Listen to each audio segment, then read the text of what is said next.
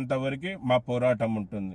అలాగే కర్నూలు, అనంతపూర్, బెంగళూరు తిరిగే బండ్ల లేకుండా చేసేంత వరకు మా పోరాటం ఉంటుంది. అలాగే కర్నూలు, నంద్యాల, ఆర్లగడ్డ, కడప, తిరుపతి తిరిగే బండ్లు తిప్పకుండా ఉన్నంత వరకు మా పోరాటం ఉంటుంది, మా దీక్ష ఉంటుంది. మళ్ళీ అప్పుడు కర్నూలులో ఉండే ట్యాక్సీ డ్రైవర్లు, ట్యాక్సీ ఓనర్ కమ్ డ్రైవర్లు, అలాగే ఓనర్సు, ట్రావెల్స్ వాళ్ళు అందరూ సపోర్ట్గా ఉండాలి. ఇప్పుడే చాలామంది సపోర్ట్గా వచ్చారు. మీరు మొన్న చూసింటారు 9వ తారీఖు మన కర్నూలు కలెక్టర్ ఎదురుగా కర్నూలులో ఉండే ఓనర్సు అలాగే ట్రావెల్స్ వాళ్ళందరూ కూడా వచ్చి మద్దతు తెలపడం జరిగింది. అక్కడ నిరసన తెలియజేయడం కూడా జరిగింది. మళ్ళీ అనే ఎదవలకి చెప్తున్నాను, వారితో పాటు నలుగురు రారని. మళ్ళీ చూసారా ఎంతమంది వచ్చారు?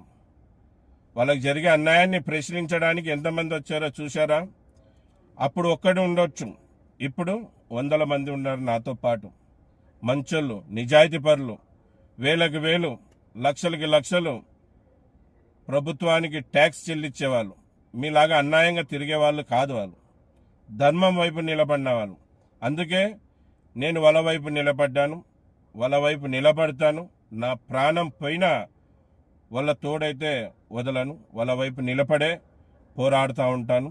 ఇది విషయం. అందరికీ నమస్తే, సలాం అలైకం, జై భీమ్, జై హింద్, జై డ్రైవర్, జై జై డ్రైవర్.